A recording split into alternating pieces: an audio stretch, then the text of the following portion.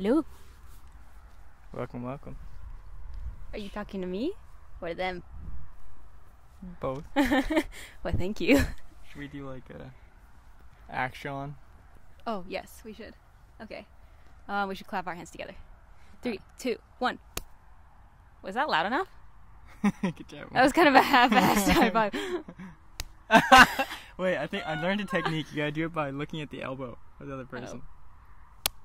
That was better. That's better. That's pretty good. I saw your elbow this time. You gotta track the elbow. This is such a vibe. Yeah. There's gonna be like people biking nearby and... Well, welcome to the Netherlands. Welcome to our home. I mean, not our real home, but what feels most like home to us. We're back here after a year away. Yeah, and I'm so happy and so glad to be back. It just feels right here.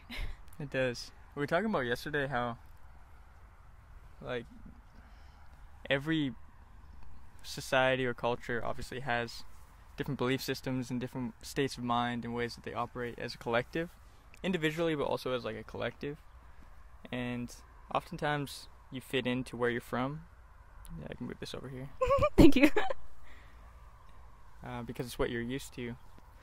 But every once in a while you don't quite fit into where you're from. There's a kind of separation of identity and beliefs, and for some reason here feels... We found this super randomly, this country. Mm-hmm. And we weren't even planning on coming here last year until like one of our flights was fully booked when we were supposed to go back to Italy. And then we're like, okay, let's just go to Netherlands for like 2 weeks and try it out. And it was not at all what I was expecting. But what you said about maybe sometimes home doesn't really feel like home in your country or where you're brought up. yeah. I feel like, personally, I've always felt out of place and not really necessarily like I belonged or like at home. And I was always searching for the feeling that this place brings me. Yeah. So getting to experience it and come here last year was like just an unexpected dream to me. Yeah, it just felt like... I just love how the system is laid out. Yeah, it feels very aligned. I think it just feels very aligned to what we love and value.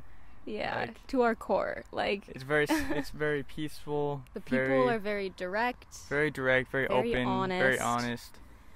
Very like, you're always riding bikes, so you're always in the moment, which is really nice. Yeah. Yeah, I could go on for like days and days. It's just really nice. I love this place. I love it. So we've been... Part of me even wants to like gatekeep it and not talk about it because I don't want it to get too popular. Yeah. It is a gorgeous country. I'm very thankful to be here.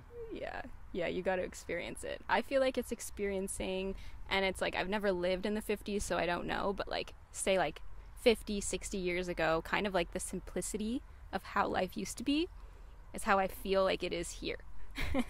Could be wrong, but anyways, yeah, that's what it feels like. If it was, you went back in time, but everything's pristinely perfect how you want back in time to be. Yeah. No, it's so true. Yeah, it's beautiful. Anyways, so welcome back to the Humans Being podcast. Yeah. Been a while. Been a minute. I don't know. Are we going to post the one that we filmed 2 weeks ago in BC? Or yeah, we might. We've been kind of all over the place with our podcast. We've been doing it. I don't even know if we've never posted one on YouTube even, I think. Yeah, we've never posted one on YouTube. We did 2 like last year, and then we didn't really get in the habit of posting them, but we filmed them and we've gotten in the habit of talking with these little mini mics. So this one we're going to post. Yeah. This is our goal for the end of the day, is to just make sure that this is posted and just to get it out there, because that's how you start a habit, you know? So if you saw the other one, then welcome back. And if we didn't post the other one, then hello. Then welcome back. Yeah. We've been, kind of a little backstory. We've been traveling for the last 3 years, living in different countries. Kind of month to month. Mm-hmm. Our longest time spent was going back home briefly for 6 months. 6 months. In Canada. Took a break from traveling to heal and see family and get work done, which was settle down, which was well needed in that time period. Yeah. But now I think we're kind of back to, I don't know, we're looking for a long-term spot too, but not necessarily in Canada. And I think we're gonna do our summer here and then figure it out from there. What's gonna happen next? Yeah, we really love it here. I'm not sure we never know what's gonna happen next, but it's always a journey. Yeah, so I just wanted to start off by saying what was on my mind today, because I wanted to talk about it with you, but you were sleeping. Oh no, it's raining. Oh no, it's okay. We can get a little wet. How much rain do you think it's gonna rain? I wonder if we can cover the mic somehow. These little puffs. Put my phone under here. Under my body. I will protect you. It's under your butt like you're an egg. That is the one thing about an egg. The Netherlands is it rains. It's so beautiful though, because it's so stays green. Yeah. Okay. We'll see how heavy it rains. This might be a short podcast. I just want to talk about my inner feelings, and then the universe was like, "Nah, psh, peas on us." Well, should we wait? Let's see how heavy it gets raining. Okay. It's on and off quite a bit. It does rain a lot in the Netherlands. That's why we've been a little bit fearful of staying here. We've never spent a winter here. Because it rains a lot. The rain, yeah. I love rain. I love rain, but I like it in moderation. In moderation. Yeah. I'd love for it to rain just as much as it needs to. And then be sunny like all winter, but I don't think it's like that here. Yeah. We also spent a little bit of time in Vancouver for the last month. Maybe we could go to a forest. Switch locations? With trees. Protection? We could do a quick pause and...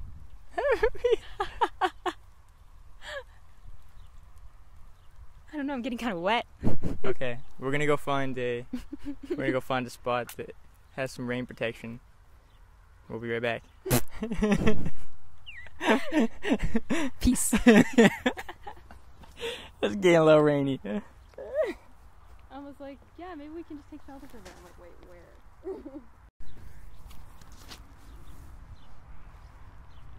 There's a little poop right there. Ah!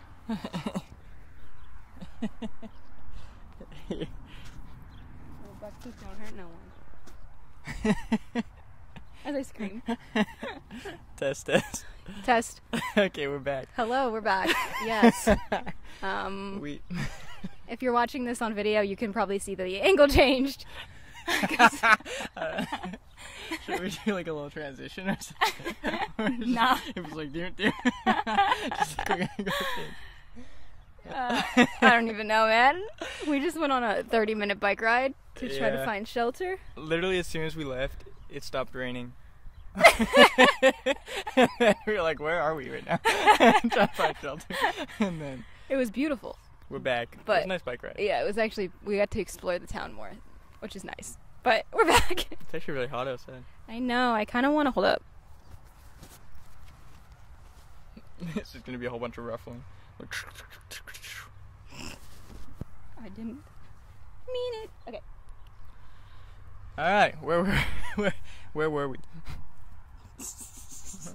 I think you're gonna tell me something. Oh yeah. I posted this on, what's that new version of Twitter that came out? That's Threads. Instagram. Yeah. Yeah. I posted it on Threads because I woke up this morning before you and I went to go get my vegan coffee, and then I was like, what is that on my shoe? Sorry. And then I was like, you know what? I feel enticed to post this. And it was basically me just being like, at this point in my life, because I have now been meditating for 3 years, on and off, but for 3 years, always coming back to it. And at this point, whenever an uncomfortable emotion is triggered in my body, as much as my mind and ego wants to make a story about it and wants to blame the outside world and the external for it, I know deep down, because we've gone through so much releasing, that it's something that I need to go internally and like look at myself for it to actually be released. Otherwise, I am just hurting myself.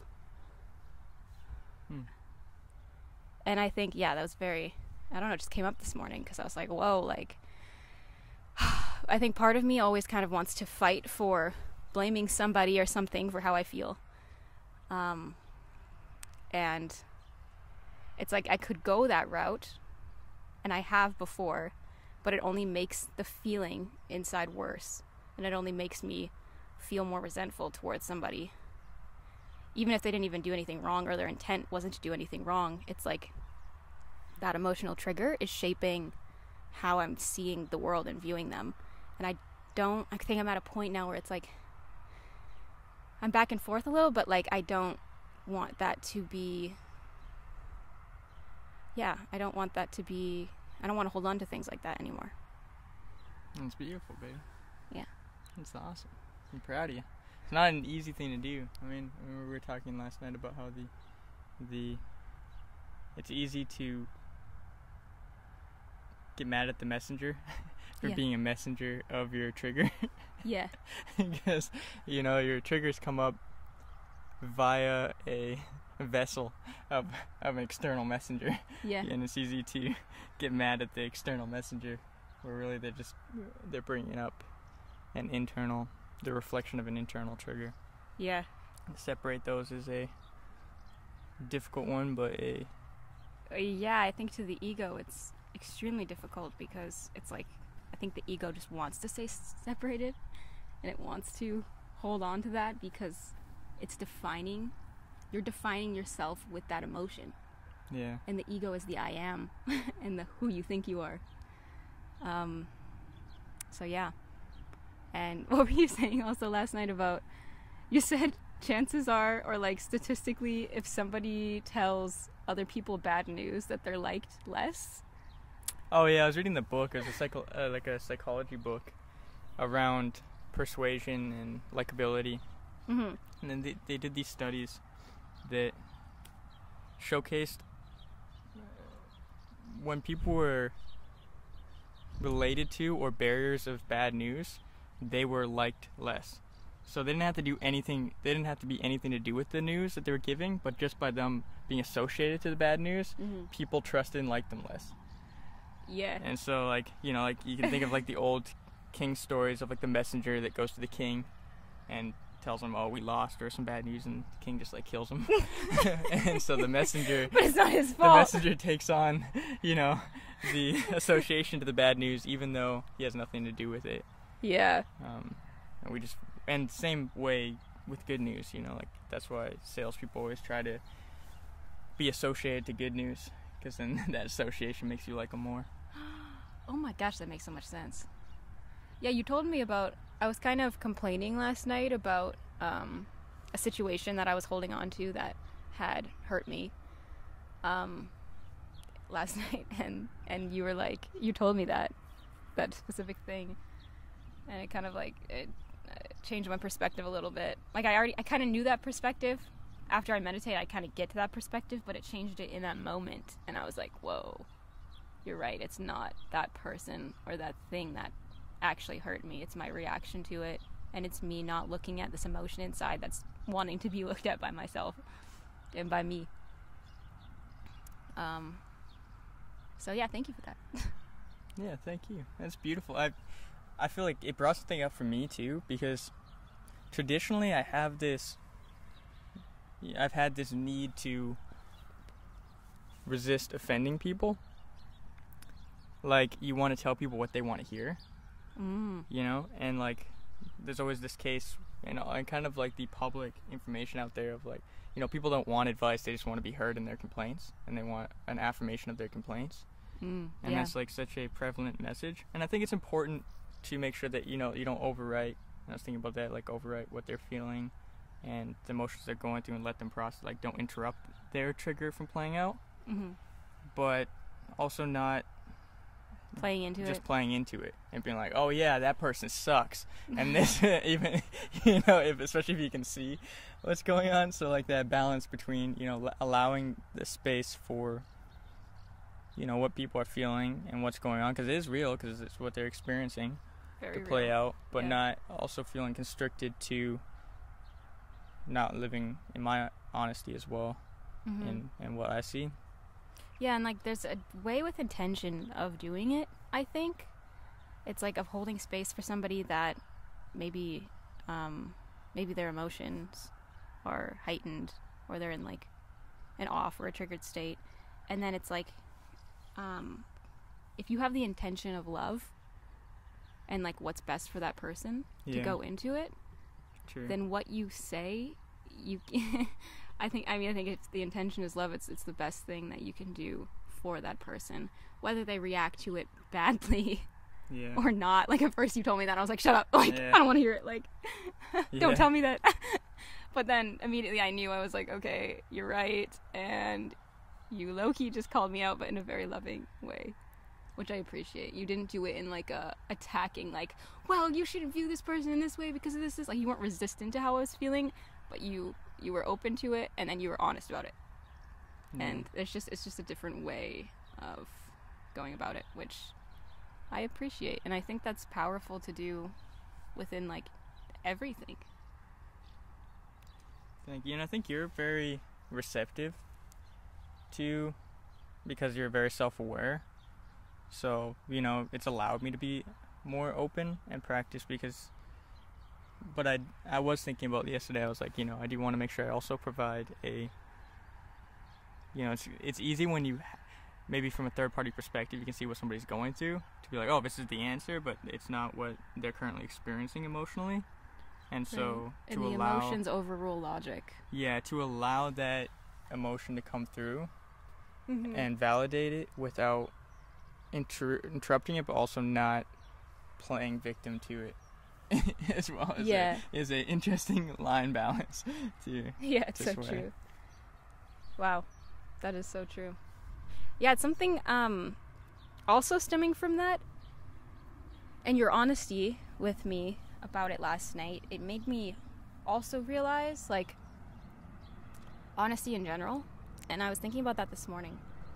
I was like, honesty, like, am I being completely honest with myself all the time? Because when I had that realization that I was blaming the outside world, but it was something internal that I needed to look at, it was me being honest with myself, about being like, okay, like, my ego's trying to create a story, but I was like, where am I also lacking or not fully seeing honesty in other aspects of my life?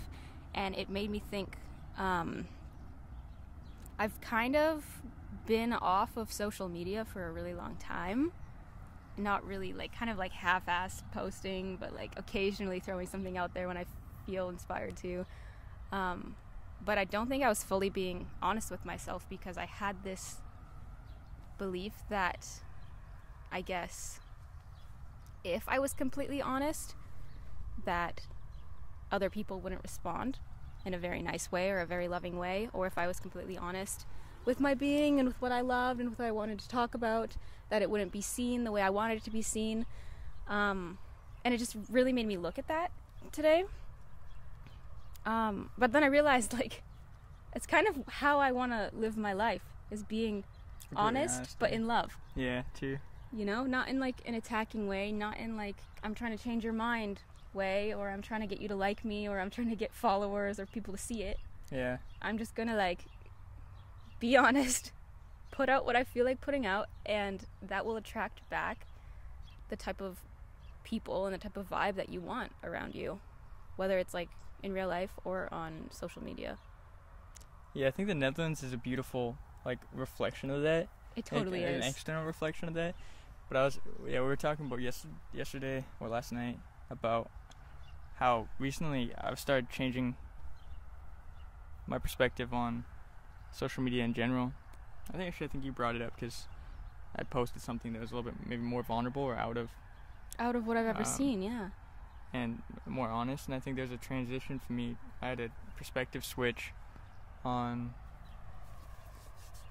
social media in general. Like, instead of it being, you know, you being this character or this influencer and you have to like entertain people and make things perform and stuff like that, which I think there's a lot of pressure to that, and being trapped to an ideology that you create, and there's a limitation there because it's not full expression, so you're trying to like create within an ideology that you've created and try to fit things into that. I see it more as, or just a seed of a perspective switch where it's just a giant ocean, and now everyone's pretty much an influencer. Like, pretty much everyone's creating content now, and it's just this giant ocean where you have a voice, and your voice, when you speak, the algorithm will connect you to whoever wants to or is in alignment to hear that at that time. And it's just kind of like, instead of it like being this big influencer and a bunch of like people waiting for them to say something good, it's like kind of like, hey, we're all just people, and then you're just expressing your voice into this vast ocean of expression, and then the algorithm connects you with the exact people that is aligned with your message at that moment. Wow, that is a beautiful explanation of it. I love your flower. Thank you. Thank you. It's just a different perspective switch. But a lot of this, you know, like at the same time, a lot of those fears come up. Like, I think prior, a lot of my perspective and resistance of creating was like, oh, all this pressure. I had to make sure it performs for brands, make sure it performs for influencers, for my peers, and like I have this expectation on me, and it just stopped me from creating at all. Yeah, you know, like which I have very much resonate with too. Like, I think I kept going back and forth between like, okay, I wanna find my type of video and I wanna post that all the time, and it has to resonate with me and I have to love it, but also like millions of people have to love it and see it at the same time too. To affirm that it's a good message. To affirm that, exactly. And then I would go back and forth, because then I'd try something or I would attempt something, and then I'm like, I don't know if I'm vibing with it anymore. And then I'm like, you know what? I don't want to be on social media at all anymore. I don't want anything to do with it. Like, I just don't want this in my life anymore. I just want to be an investor and go offline completely. Yeah. And I'm like, I don't know if that necessarily is the healthiest perspective either, because there can be a lot of love and abundance found in social media and things given. You enjoy as well, you know. Yeah, like just expression and like connection too. Like, there's so many friends that I've met through social media and online, and that's how I met you. Yeah, true. Was through having social media. Yeah, true. Like, if I didn't have it, I wouldn't have met you. Yeah, it connects you to the world outside of just your immediate reality. It does, exactly. So I guess, like, you know, hating on it or resenting it because of a pain that it's brought, but also brought a lot of good at the same time. Exactly. And I'm so grateful for it, because I would not be here today without it. And it has completely changed my entire life. Yeah, me too. For the better. Yeah, true. I don't want to have a bad perspective on it. Yeah. So I guess, ever since, like, I don't know, having those conversations, even just since last night, I've been really reflecting on it. And it gave me this fresh perspective and feeling about it. That's beautiful. After that, I was up till 8 in the morning, because I had all this, another one of those nights where just everything came up at once. I think because it released, during that talk, released something, some level of honesty or something, released something, that all this flooded emotion came out at once, where I was up till 8 in the morning, just back to back. But what I came out with was like all the images and all the different triggers all back to back came up all at once. But I got in this flow of, instead of gravitating to each different story and being like, oh, I gotta get rid of that trigger, or oh, I gotta get rid of this, it became almost a flow of letting the emotion come up and releasing, letting the emotion come up, releasing, letting the emotion, and almost like this that there's never gonna, because I used to have this perspective of like, when will it end? When will I be just clear and not have these emotions and stuff? Oh, this beautiful horses, 2 horses coming here. Whoa. Wow, this is such a perfect fairy tale town. Yeah. Oh, I wish they were coming this way. But I was always trying to get rid of all this emotion. I was like, so much pressure on each one, trying to push it away. But I finally kind of, last night, got in this rhythm of surrendering of just allowing the emotion to come up, surrendering, allowing the emotion to come up, surrendering, and not being so attached to the story. Yeah, and that's the thing. Because so many came up, and even this morning, like, you might see a state difference from, like, the intro of this video till now, because I had a lot of energy come up, even on the bike ride here, and then walking here, and then even when the rain came up. Yeah, maybe it came up for a reason. Yeah, it brought up for me this same kind of, like, trigger that's been in my body every time we've podcast. This, like, need to have it go a certain way and it not going that way. Yeah. And, oh my gosh, even, it was totally the rain. And even coming into this, like, I don't really, like, logically I don't have that because I don't really, you know, but in my body it's still there. Yeah. And so even as we were biking, I was like, that was coming up in the energy, and I wasn't getting so attached to, like, the story of what it was coming up, but I just noticed it come up and allowed that energy to be there. And as it was releasing, wow, and just a lot more, just allowing it to flow through, because it's a temporary thing if you let it run its course. You know, it's not there forever unless you, like, don't allow it to, you just hold it there, you know. It's you hard, resist it. It's hard to do, like, with your mind, but I think that just through all the practice we've been doing has made it kind of easier to allow whatever the emotion is to come up and run its course and be released, and kind of and that feels almost like a superpower, because it's like you're then not entrapped, and obviously some are harder than others, you know, like some might gravitate you and pull you in, but you're essentially really not rooted. Controlled or dictated by the world's responses or the world pulling you into triggers, because you can see them as they're coming up and releasing, and then you choose what action you take, and you know. Wow, that is so powerful and so real, and I completely agree with that too. Like, whenever I'm in a meditation and then, like, the story comes up, it's either I get sucked into the story for an hour and it keeps replaying in my mind, and then the feeling doesn't go away and it keeps getting worse, and I'm like, okay, when is this going to be over? Or I detach from the logical point of view from it and detach from the story that keeps trying to, like, come up and play in my mind, and then just be in presence and allow the story to play, but don't get sucked into it, and then allow the emotion to just take its course, and eventually it's released. Hi.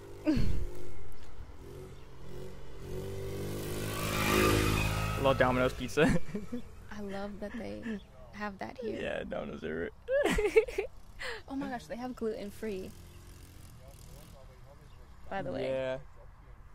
You love Domino's. I love it. Not sponsored. That was just because I grew up having it. Like, that was our childhood pizza night. Yeah. It was Domino's. And yours was Panago. And I don't like Panago. Mine was Pizza Hut. Oh. Growing up. I thought yours was Panago because your family loves that. No, I like that they have gluten-free organic crust. Oh. And they got, like, a lot of plant-based options, like, for they like, do vegan meats and stuff. True. They have a lot. Yeah. We're just going to a pizza dog. It just tastes like cardboard. It just tastes stale. I don't like it. Yeah, it's like literally one distraction. Domino's pizza comes. Oh, we're like deep. This is how it is, though. This is what our podcast is. It's like deep conversation, and then really weird. Yeah, it's thing that takes us up the moment. I love that. There's another. You guys can't see this, but there's a windmill here too. That's beautiful. This is This is nice because you get two different views. See, yeah. You know, like, getting a voice crack. But you have the windmill in front and the back. It's gorgeous. Nice. Yeah. It's a very, like, peaceful and zen place. I love it here. I really do. I love it here. I love it here too. I think just the energy of, like, Netherlands, like, you know, it's when you walk into a room with, like, different people, you feel different things, right? And I think the collective energy here is very aligned. So open. Yeah. Just the open and the honesty, and then we're picking up on that, and we're like, we've been meditating every day and every night still, but we're picking up on it, and then I guess this energy is just being applied within ourselves, and now we're having all of these, like, realizations and all these things coming up. And it's wild because, like, even as I'm biking, there's certain triggers that will you can see the thought patterns, they immediately come up. Like you don't, if you stay in the same place for a long time, you don't even notice it because it just runs. Yeah, but it's just your reality. Coming back here introduced me to thought patterns that I haven't had since I was here last year. Really? Yeah, as I'm biking, I'm noticing, oh wow, that thought is exactly the same thought I had last time I was here. No way. Yeah, like even as we're biking, like almost like to the point of robotic. Like I'm like biking down thing, I'm like, whoa, there's a lot of green and orange here. Like I can see the exact moment I said that same thing last year. Like, just like thought loops, like in the external triggers reignite. Yeah, it doesn't even, like, triggers don't necessarily even have to be a negative thing. Like, triggers can be anything. Yeah. That triggers you back to an old state of mind. Old state of mind. And even, like, oh my gosh, that makes me think of, like, I was looking through, remember when we were on the boat in Victoria? Yeah. We were looking through my notes from 3 years ago. Oh, yeah, that was first trippy, met you. yeah. It was crazy because I was reading notes that I wrote about, like, my state of mind and our relationship 3 years ago when we were on that same boat, and it was very, very trippy. But I also remember I wrote a list. I saw it. I read it out because I was learning about triggers at that time for the first time ever. And then I read in this book, like, there's also good triggers that you can have happen in your mind just by, like, re-triggering that thought process with a memory or with a word. So I wrote down, like, I think like 40 things that remind me of just good feelings in my body. Yeah. And I never actually ended up going back to that list to re-trigger good memories because I think I got so focused on the negative ones or the ones that felt like really heavy. But reading through that list with you, I was like, true, yeah.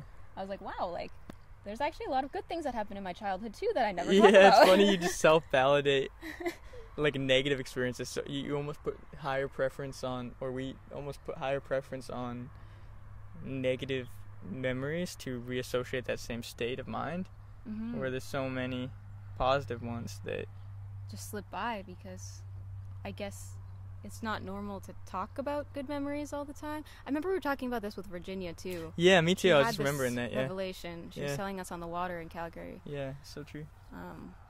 Like Virginia's a friend of ours that we met in London. Somewhere, in London. Yeah. Yeah, also traveler. But yeah. Hi. Same state of mind where like. Hi. You almost feel this need to. Is there fish in the water? I think so. You feel this need to like reaffirm or to relate with people, to like complain or bring up negative experiences or memories in order to like relate with conversation or like to feel more accepted or not to brag, or like you just pull up negative attributions or life experiences. Right. Where there's so many good ones that you could also at the same time pull up. Yeah. Yeah, it's a very good reminder to be like, you know, instead of always just focusing on like, oh my gosh, I need to heal all of this trauma from my childhood, and my childhood was shit, and it was this bad, and I always felt like this crippling anxiety in my gut. But it's like, in the midst of that too, I also did have some good times and some good memories. And I just really want to like hone in on that too. Yeah. I think it's important. Bring attention to them. Yeah. Well, kind of have ADD. Kind of want to move around. Like go for a climb. Okay, yeah. Sounds good. Let's go on a bike ride. This is beautiful. Go climb. Yeah, this was beautiful. I'm glad we did this. I'm literally going to go home right now and upload this and make sure that it gets out. Yeah, actually do it. I'm actually going to do it. Yeah, the amount of these we filmed and not uploaded is wild. So the breaking point of finally uploading this, when you see this, you'll know that's breaking another big story for us. And it totally is. The start of something new. Yeah. I love all the bikes going by. I know, it's a vibe. All right, well, thank you for listening. I'm not going to put any expectations on, like, we'll be back next week or we'll be back tomorrow or anything. Yeah. Whoa, there's a bunch of fish in here. Oh my gosh. Just flopping. That is so cool. I kind of want to see one. Yeah, we kind of just film these whenever we feel it. Yeah, we'll see you when we see you. We'll see you soon. Yeah. Thank you for watching or listening. Yeah, thank you. Appreciate all of you. You're awesome. You're cute. Peace out, dude. You gotta give them a little kiss.